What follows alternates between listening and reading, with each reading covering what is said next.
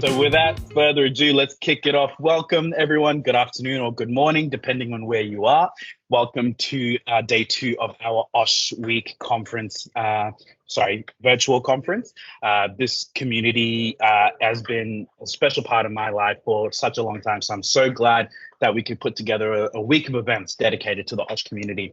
My name is Mufaro, and I am the community and engagement lead here at Xplor Education. I'm happy to be with you guys today, and I'm going to soon introduce our next presenter for this session around programming and planning. But before we begin, as always, I'd like to acknowledge and pay respects to the traditional custodians of the lands of which we all meet today. I'm honored to be presenting to you from the lands of the Wurundjeri people of the Kulin Nation right here in Naarm or Melbourne. And as always, we'd also love to know where you are all from. So please, in the chat, say hello, let us know where you are. And without further ado, let's kick it off. I'll give one quick plug to the rest of our OSH Week agenda. We had a brilliant session this morning with Tash. I see some familiar names in the attendees today. Welcome back.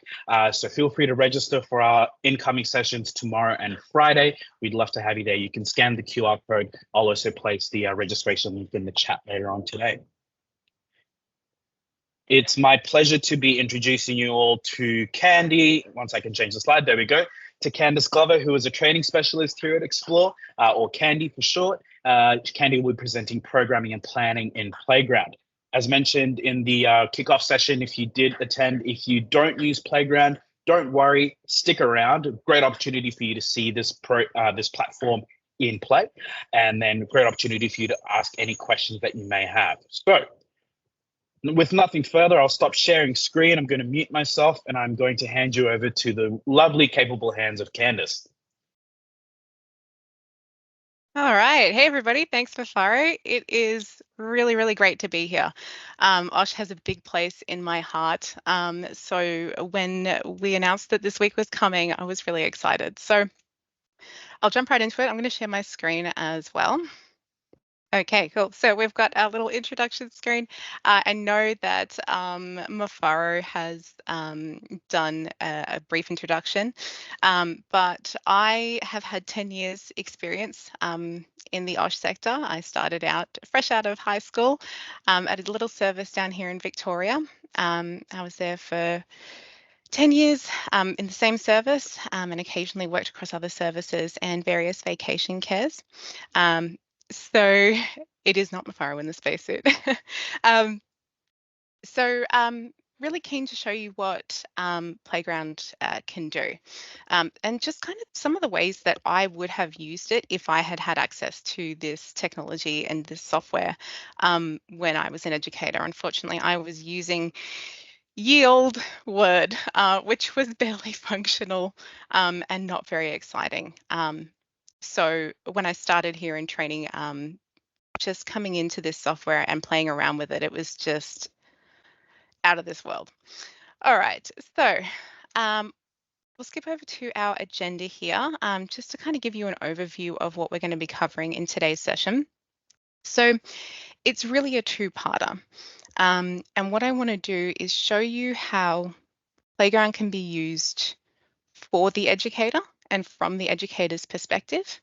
But I also want to show you, because we have the blessing that our children are sort of school age now, they're learning computers, they're learning how to use technology. I want to show you how you can make Playground an interactive experience for the children and how you can get your families involved as well, because there's so many possibilities. All right, so very quick overview of the 4 core features that we're going to be looking at today. So when we jump in, I mean, there's so much to Playground, and I wish I had the time to speak to all of it with you. But the 4 core features that we're going to be looking at are our observations. So these are kind of like your very basics, your foundation of Playground. Everything can kind of stem from these observations. We have a feature called tables, which is really well suited to structured work, very quick and easy to use. Nice visually. We've then got documents, which is kind of like Word. It's just a big, long sort of space where you can type to your heart's content. And then we have Canvas, which is our like a visual representation of learning. It's like mind mapping software and it's a lot of fun. So I'm going to switch over to Playground now. So bear with me while I do that. Okay, we should all now be looking at my dashboard on Playground. So when you first log in, this is what it's going to look like. It's going to show you all of your recent work, everything that you've created this month. And if you scroll down, it's just going to give you like a chronological list. So first things first, we're going to jump into observations. So if I jump into my left side menu there, observations. Now, this feature is available, unlike the others, both it's integrated into Playground's app as well. So available on the web-based version here and also in the app. And it's the same every single time, which is the beauty of it actually.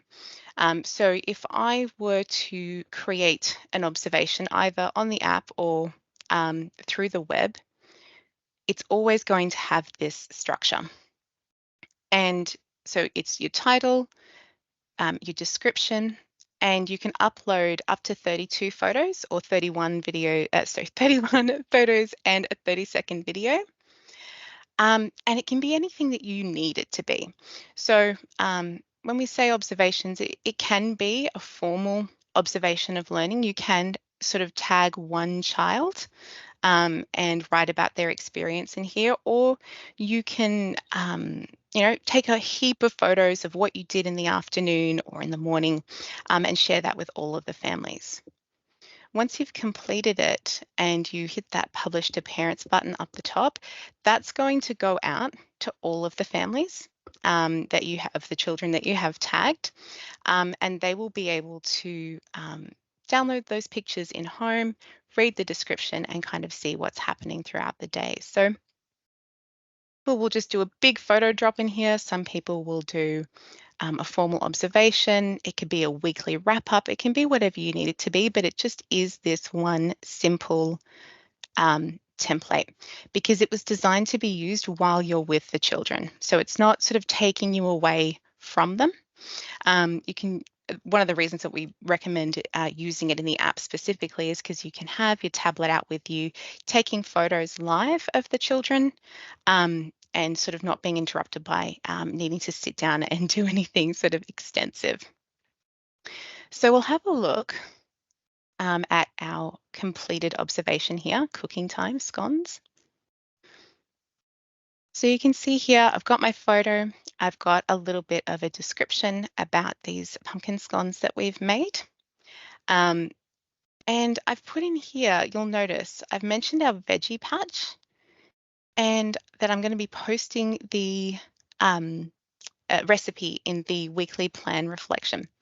So when I say that observations are kind of like your bread and butter, your foundation, what I mean is that when you're posting these, you can link these into other work that you've created. So you can really see the planning cycle in action with Playground.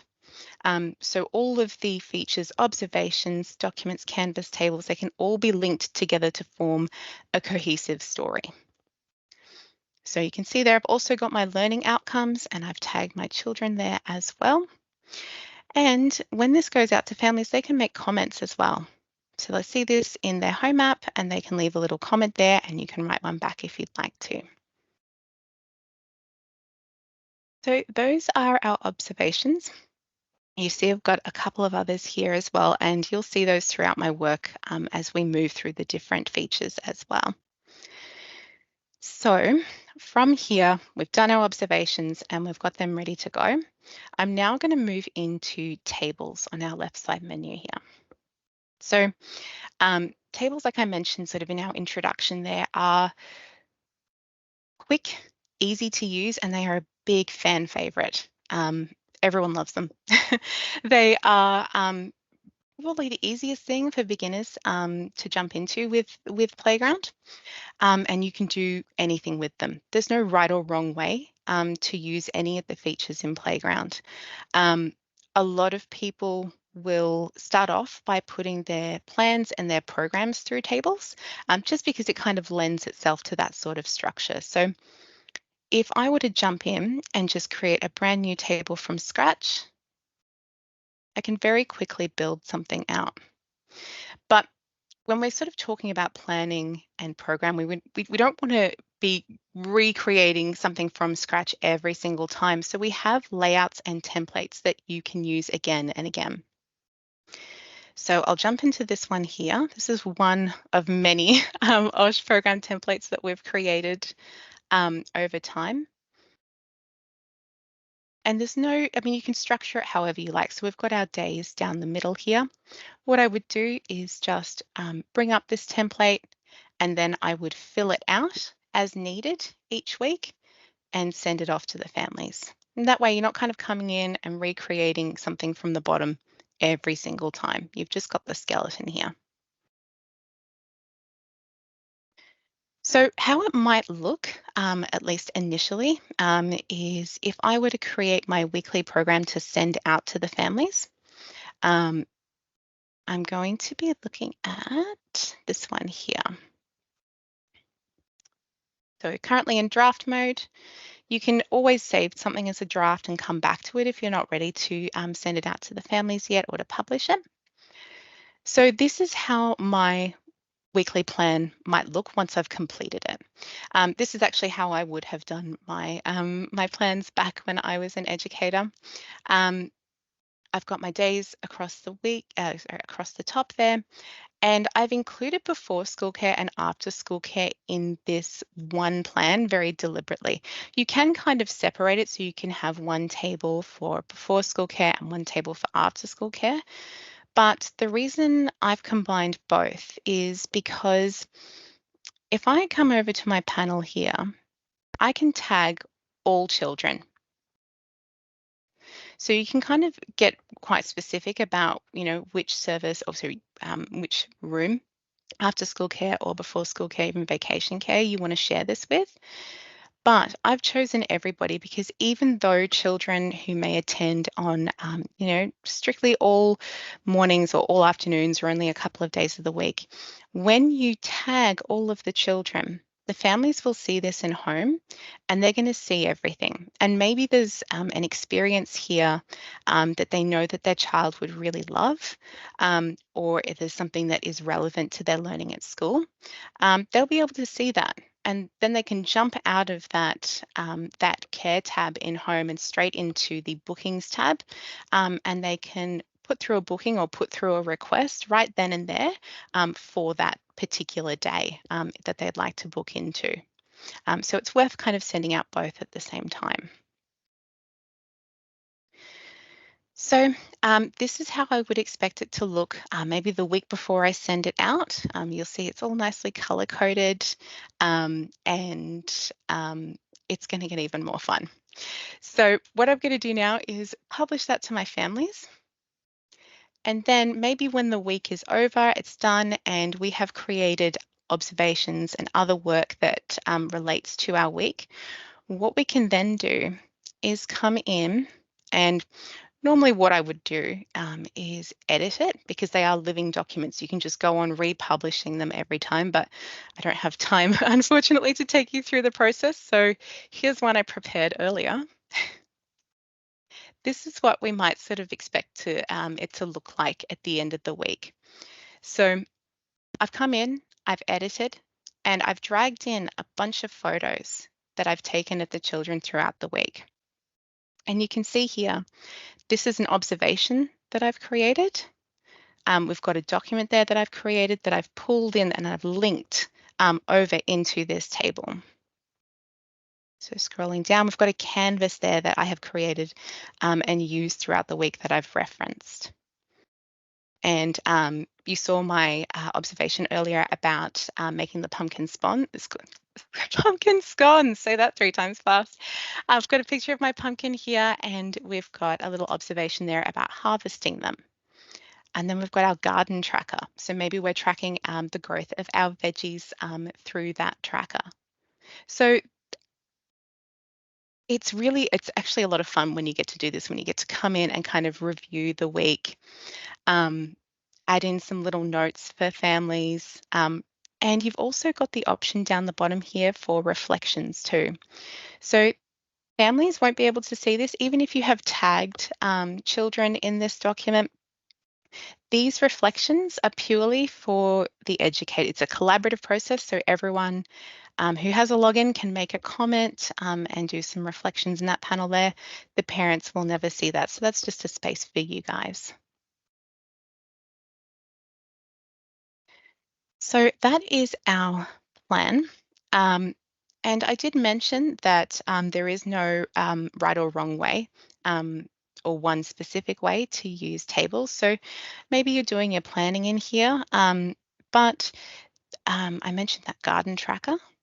We can also use it as a tracker. So you can see there we've got, our plant. We can have plants, multiples. What can we see? Is it healthy? Can we harvest it yet? Which children checked in on it? We can link in our observations. We can put in our pictures and kind of use this as an ongoing tracker for our veggie garden. Then once it's done, we can file it away and start a new one. So this is something that you might create a layout of as well.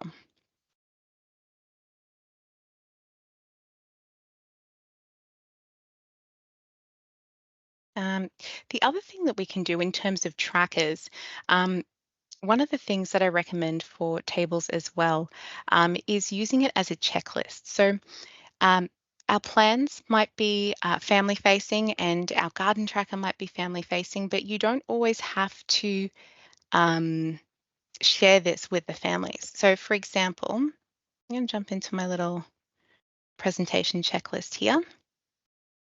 If there's anything that you need to track, you can create a template for it. So I know for me, my safety list was the one I did every day. I went around with my little clipboard and my pen and paper. If you've got a tablet, you can come in and just pop your initials in here for your checklist. And because I don't have any children tagged in this, when I click on this Publish to Parents button, it's saved and it's published, but the families won't see it. So this is just for internal use if you want it to be. So this can be a really good way to keep track of your checklists. Speaking of, you'll see up the top of each of these features, we have a section over on the left there, folders, and these are going to help you stay organized. So I might have a folder for my daily checklist. I might have a folder for my programs and that sort of thing. So that way, if you need to reference something quickly, you can always file it away and grab it from here.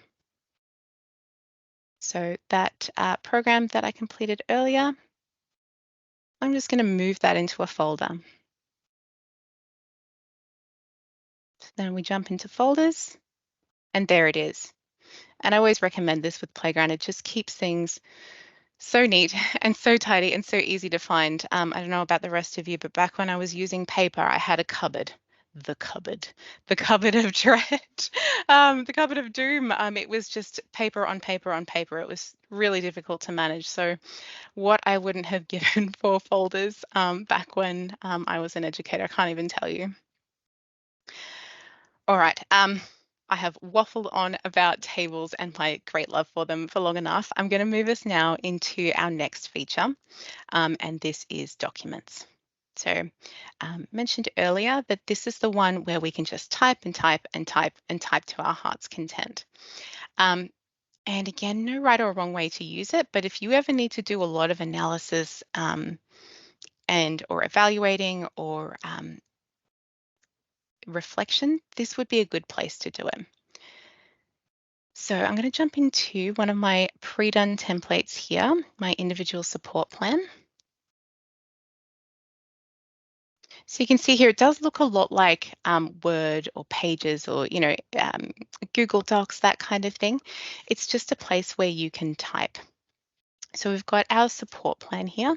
So maybe we've got a child who's new to the service and we need to have a chat to the family about some of their child's needs. This is something that we could use.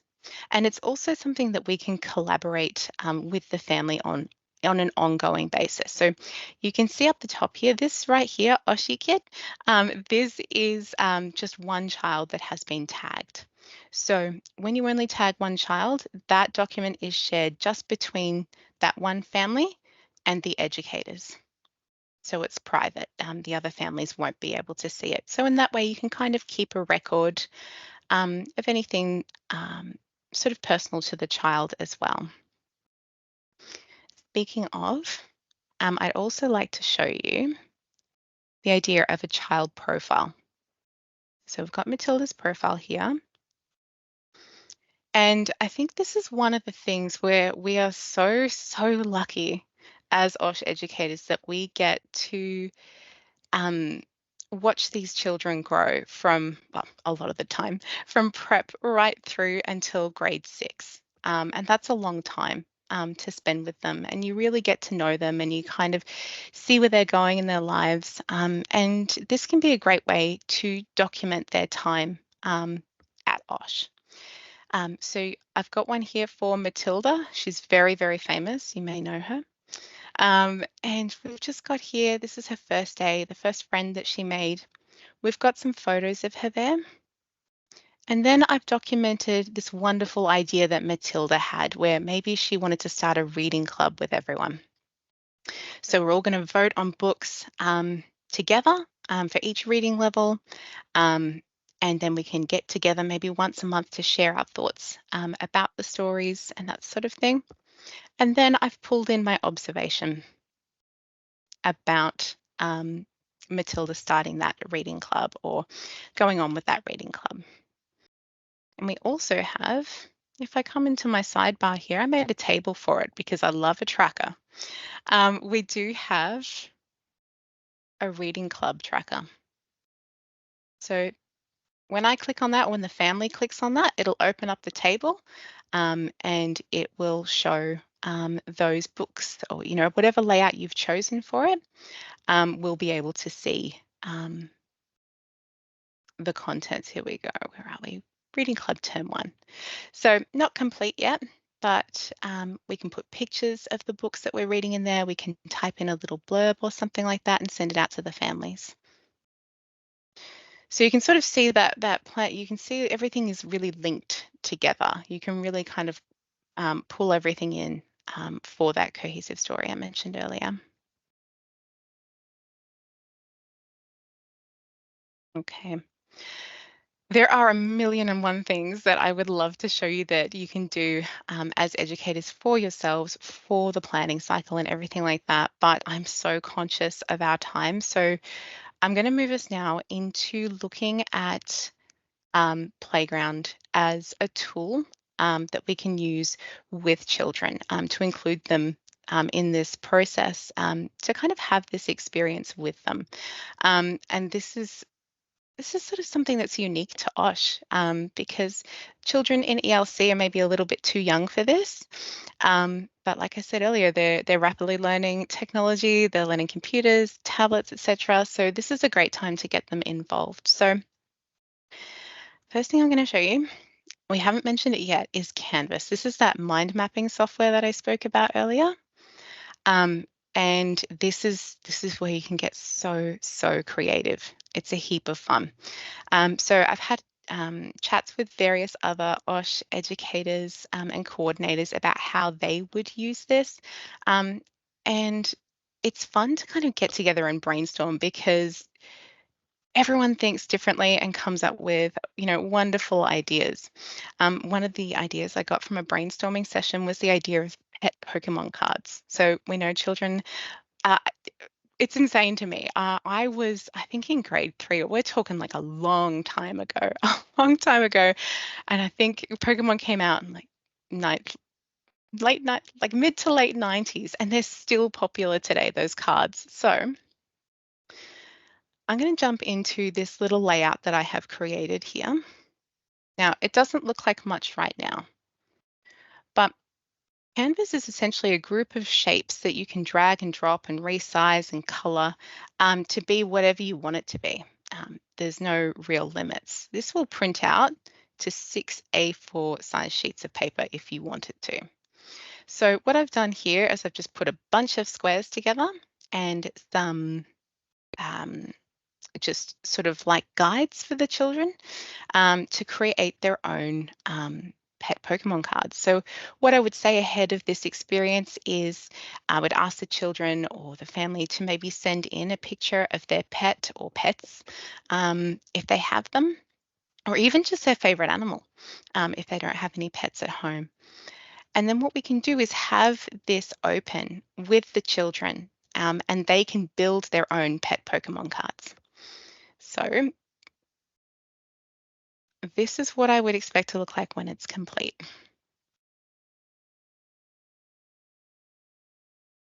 These are my two dogs.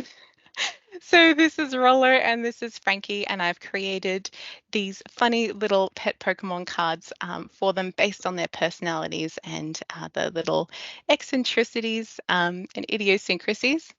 And this can be such a fun thing to do with the children because, like I said, you can print these out and they could be kind of like a swap kind of situation. They could create multiple cards of their same pet and they can go round to the other children in the program and share their cards. And it can just be something that's a lot of fun. Even educators get involved with it as well. You could have a wall of your pet Pokemon cards. And it's not just sort of limited to Pokemon cards either. If you don't want it to be, it could be sports cards as well, which could also be really cool. So everyone could you could have maybe the laptop open or, even the tablet open. And the children can come up, supervised, of course, to play with these tools on Playground. So those are my pet Pokemon cards, which I'm very proud of. um, so they're a bit of fun, but something I want to share with you from my time in OSH.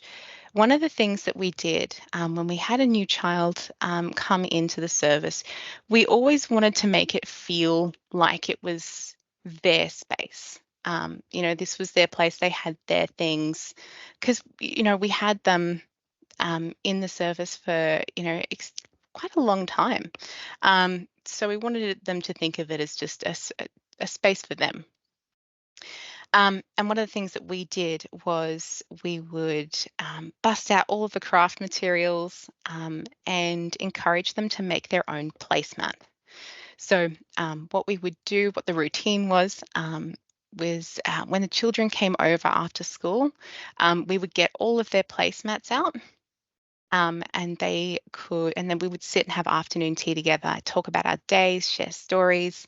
And it was it was a very small service, but it was this really nice sort of community environment. And we had these great placemats that they create. I mean, occasionally they got a bit ratty and you had to kind of get them to make a new one.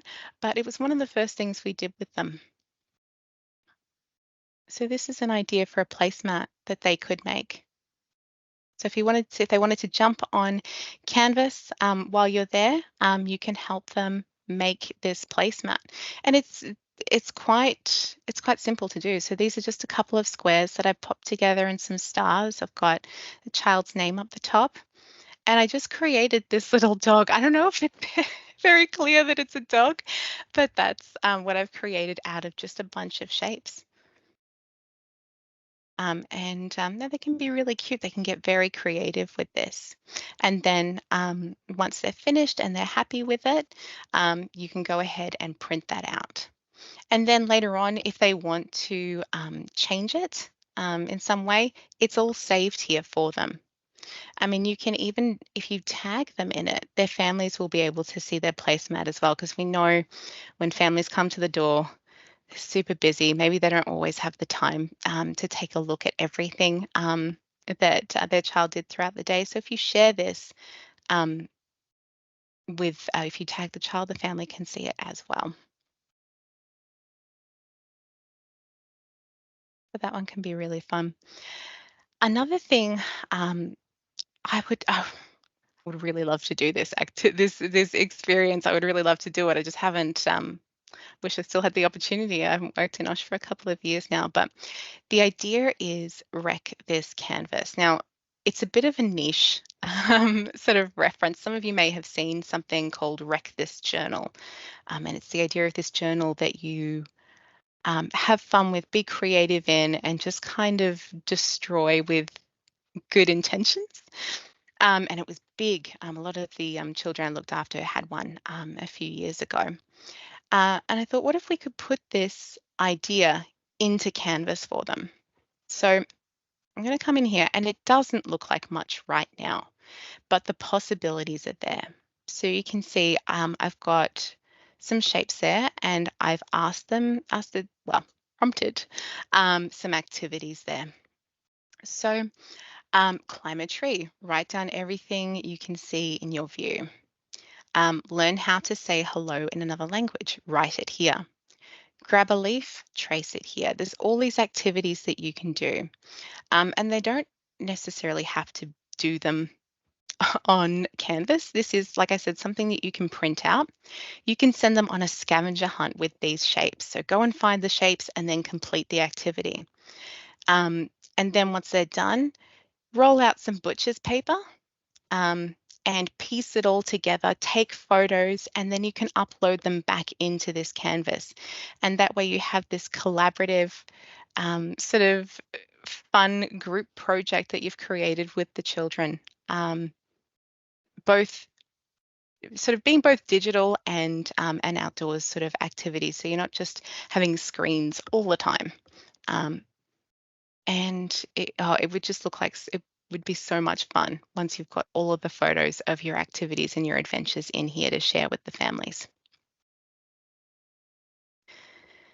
So these are just a couple of fun things that you can do with Canvas. You can even have some fun, even though it's not as perhaps as bright and as colourful as Canvas. If you want to, this is something that we did in my service, and I know some other services do. If you want to jump into documents one day, start a blank document, put it on the table. Once upon an OSH afternoon. The children can then make up a story one line at a time. So they can come by, maybe they're on their way to another activity or experience, so they're going outside, they're coming indoors, they're on the move, they come by, quickly type up a funny little line to pop in there to create this story that has been sort of smushed together by various children. You could even kind of scroll down a little bit so you can't see the last line and you end up with a really funny story. So that's something you could do over an afternoon or a week even. And then once you have this giant mishmash of a silly story that they've all had fun with, you go ahead and tag everybody. Hey families, this is the story that we all made up this week. We just had a heap of fun. We came in and we wrote down this story. Sort of like that idea, I don't know if any of you do this, but you sit around in a circle and every child has one line of the story. Same idea, but now we're just kind of documenting it and sharing it with everybody.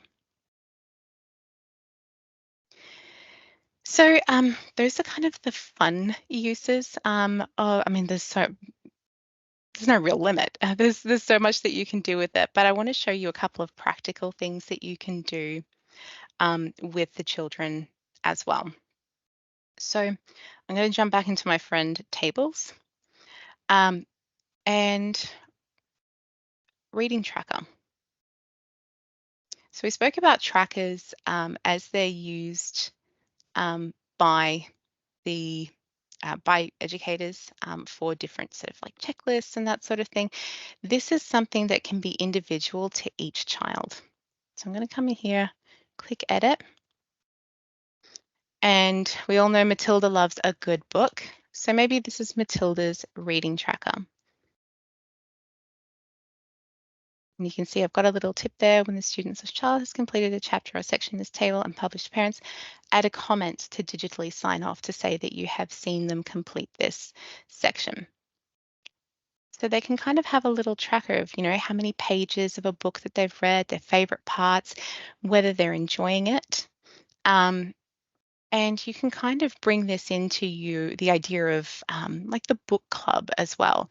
So when I say that everything is linked, maybe we could have another column over the side here that references that reading club that we spoke about earlier. So I'm going to come into tables and I'm going to drag that reading club for term 1 over there so they know what's coming up and what we're going to be reading next.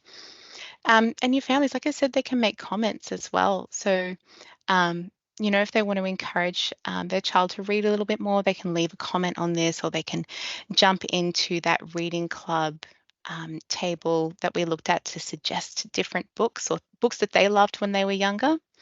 And the beauty of it is that they can do that if they're using home, just from their phone. Like I said earlier, we know how busy they are. We don't always get to speak to them. I can't tell you how many times my book that I had lovingly created for the children didn't get to be read just because everyone's so busy. And so this is on their phone for them. They can see it, on their lunch break or when they're on the train home.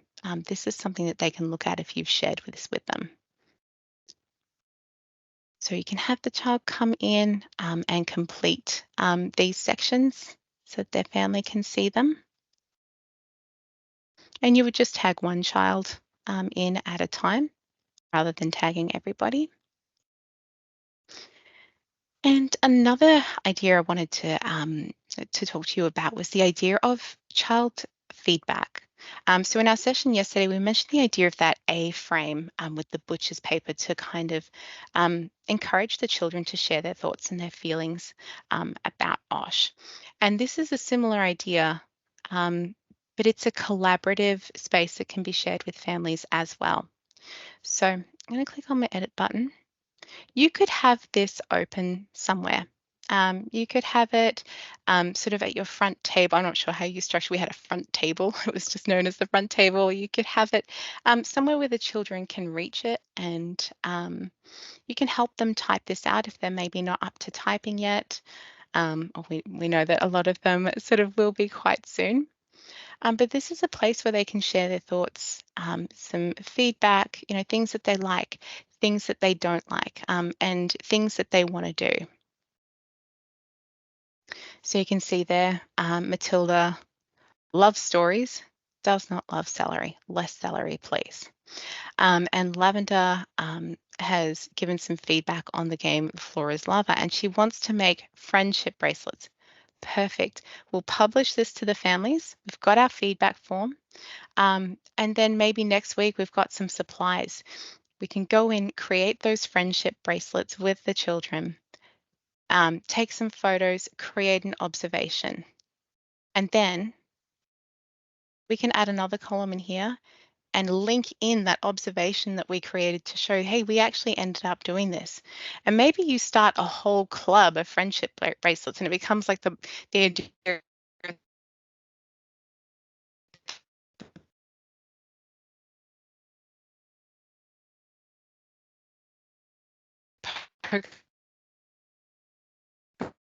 bracelets and how rare they are or how fancy they are, and they can become like a collective thing. So you can make that into a canvas, you can create your tracker in tables, you can write about the experience in documents and observations, and then you can link it all back together and put it back into this table, and you've really got your planning cycle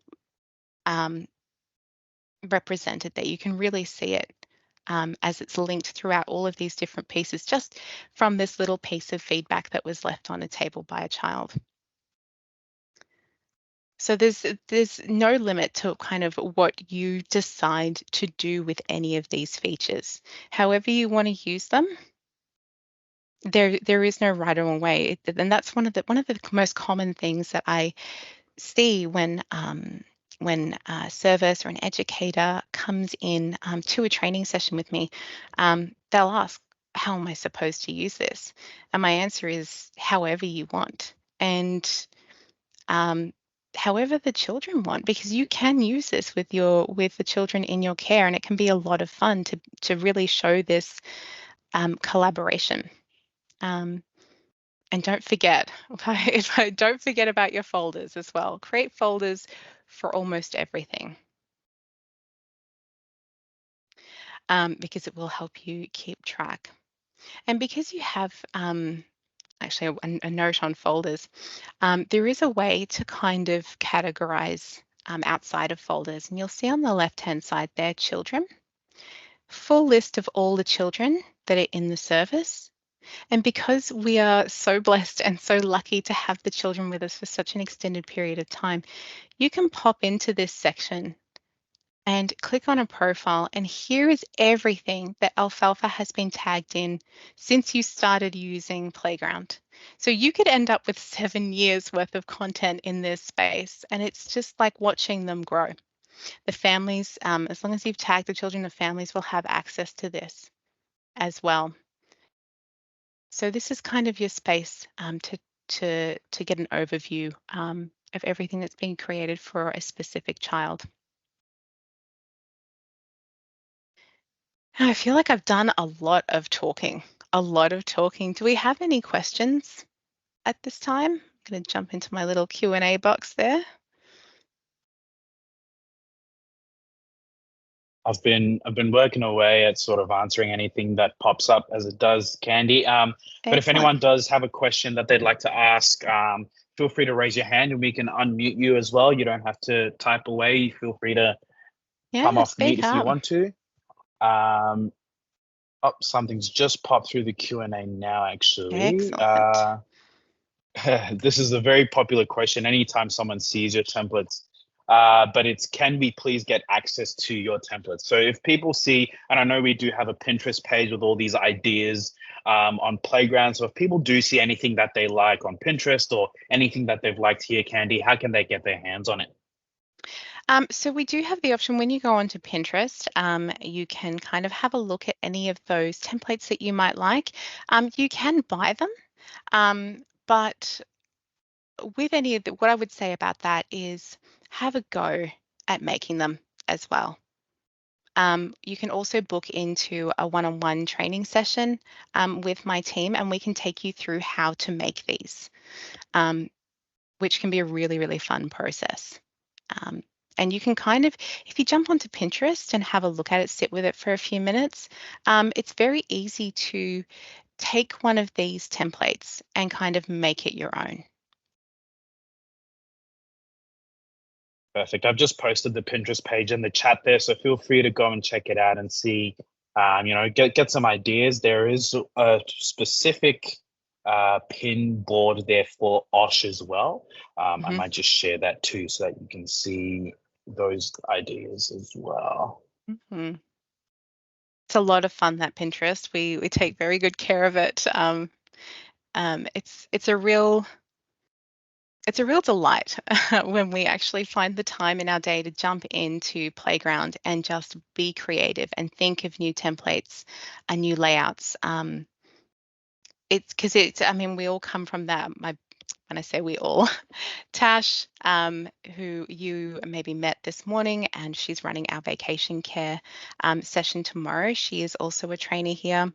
And we have Tracy as well. We all come from an education background, us three. And these are the tools that we would have loved to have had. So getting in here, getting into Playground and creating these, it just kind of unlocks that part of us that maybe we don't get to kind of connect with on our day-to-day. So jumping in here can be a real joy, even if it's not to finish something, even if it's just to play around and get ideas.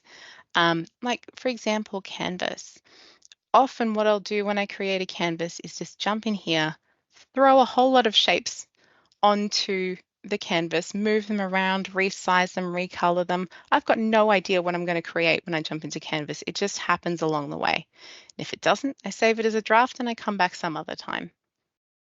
But one of the main things I say about Playground is get in there, practice, practice, practice, and have fun. Don't let the perfectionist in you kind of take over and think that you've got to create something big and elaborate and grand for it to be a really great piece of work. Sometimes it's just something simple. Thanks, Candy. And there's also just a request here from Apana, just asking if you could please show just where users can do learning stories and connect them with observations in the current state of Playground now. Yeah, of course. You can do a learning story anywhere.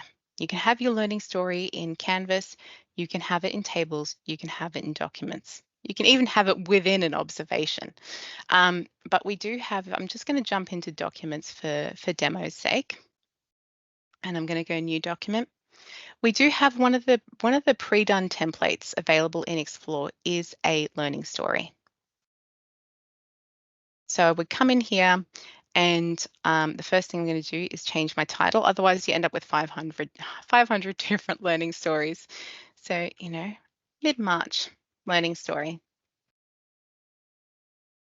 Okay. And you've just got these little sections in here that you can come through, type over the top of, etc. And maybe you want to link that observation, like you said. On the side, our left side menu there, observations. You can search by title if you need to. So if you know there's a specific observation, if you've got hundreds and thousands of them, you can search by name, or you can search by date range as well, and it'll bring up anything that you've created in that time. And then it's just a matter of dragging and dropping into that learning story. And then you've created that link. So that's how just using the tools that are already available there, the fastest way possible, that's how I would link an observation into a learning story. But if you wanted to create a learning story in tables, you could do that as well. The same thing is going to apply. Jump into tables. I don't have a direct template for a learning story specifically in tables, but you could make one. Story.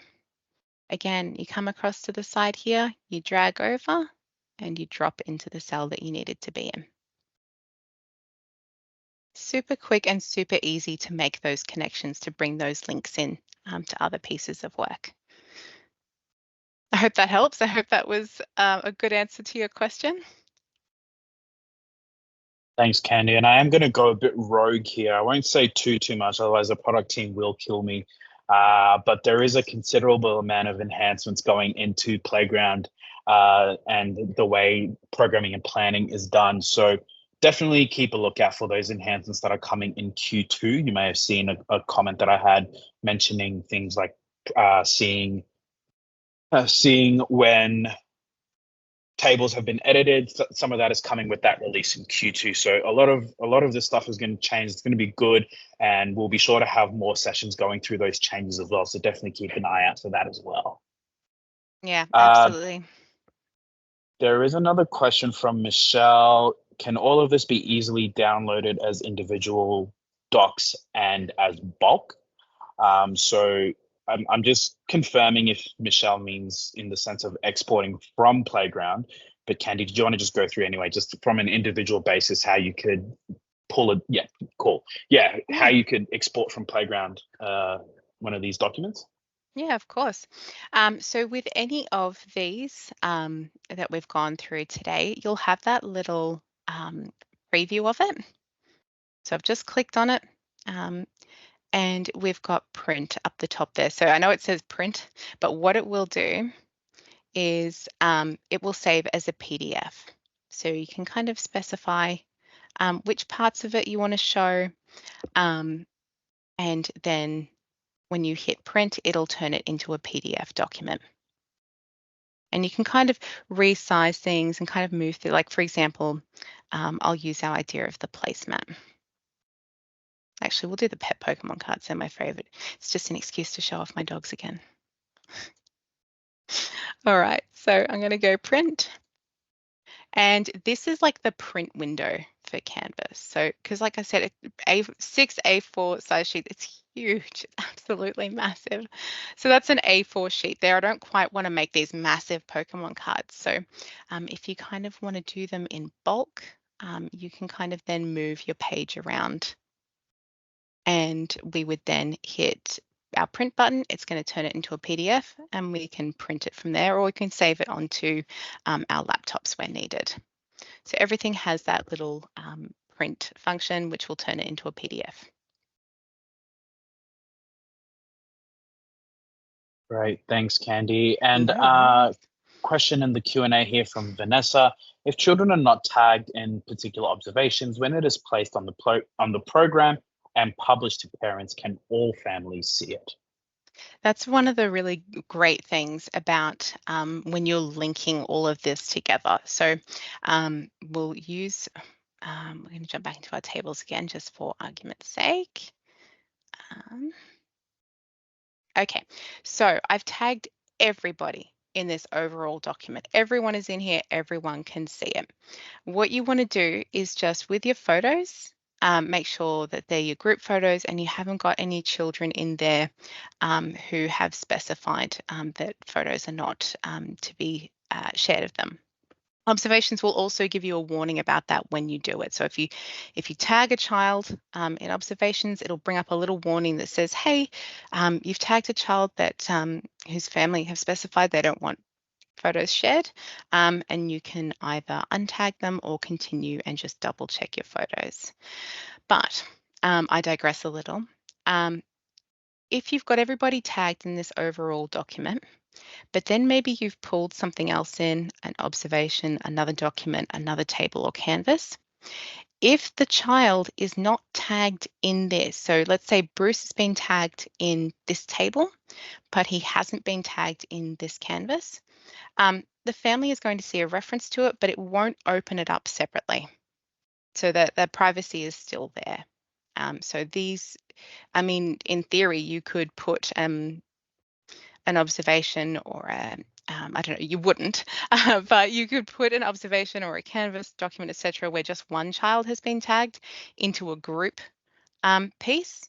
And even though they might see the title, they're not going to be able to go into it and look at that child's individual piece of work. So it does kind of stop people from seeing things that they were not meant to see. Awesome. Thanks, Candy. Just looking at the time, we do have about 7 minutes left. So yes, if you do have a question that you want to ask, feel free to raise your hand. We can take you off mute. Obviously, you have the chat and the Q&A functions available for you as well. And just before we wrap up, I might share a couple of resources for you in the chat now. So we've got some training and support resources in there. So you can find things like our support articles, knowledge path videos, where you can book a session with the training team if you'd like, but also opportunity for you to join our Facebook communities, to join other playground users. We also have the link to our Canny board for any future requests and feedback.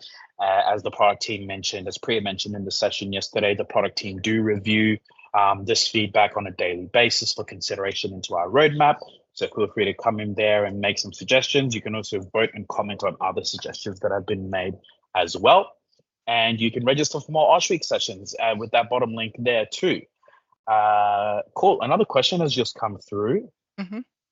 When using the iPad app, is there a way to save drafts of observations?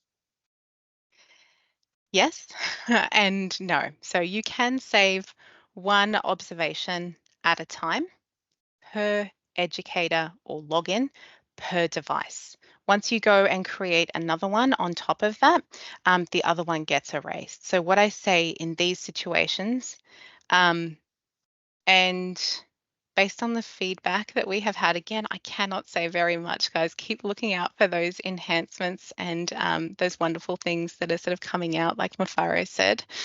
For now, what you would do is either just stick to one at a time, or you can tag, instead of tagging all of your children, what you would do is just tag a dummy child or a test child, or even if your own child or another educator's child, if they attend the centre, publish it, and then you can go back in, edit it afterwards, and then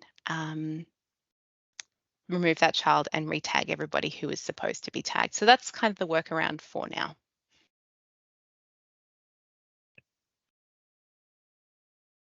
Thanks, Anjuli, for your question. There's one here from Gabrielle, which is a good one. Is there a way to edit a child who can or cannot be in photos? Gabrielle, just let me know if I haven't interpreted this the right way, but my understanding is you're asking where that can sort of be toggled on or off. If that's your question, it's done through Office in the child profile. There's a little section there which specifies whether they have been given, whether the service has been given permission to post photos of them. Good question. Excellent question, actually. There's some really good ones in here, actually. It's been great. Absolutely. There's 4 minutes left, Candy, so feel free to wrap up if you want to as well. I'll keep a lookout for any other questions. Sure thing. All right. Well, I hope everyone was able to take something away from this. If it's ideas, get together, do some brainstorming, have a think about it. Playground is a lot of fun. It's so much fun. I really wish I'd had this. I'm just going to stop sharing my screen and then I'm going to reshare it. Because we'll just do a quick note on the next session that is coming up this week. Next session is tomorrow at 11 a.m. with the wonderful Tash. She'll be doing our vacation care in office session. So be sure to jump into that one. These will be available afterwards. And I've got 2 minutes left if anyone would like to sneak in a quick question and wants to jump in really quickly. Just while Any last minute? while we're waiting for any of that, I might show everyone what's in store in general for tomorrow. So we will have a fantastic session with Tash in the morning, first thing, and then in the afternoon we have another highly anticipated session with Sarah Louise Gandolfo. Oh, I've just changed slides by mistake there. Hang on, give me 1 second. There we go. All around leadership. So be sure to register for both of those. The links are there in the chat. So check it out, and we can't wait to see you all there. Apart from that, enjoy the rest of your day, and we'll see you tomorrow. Thanks, everyone.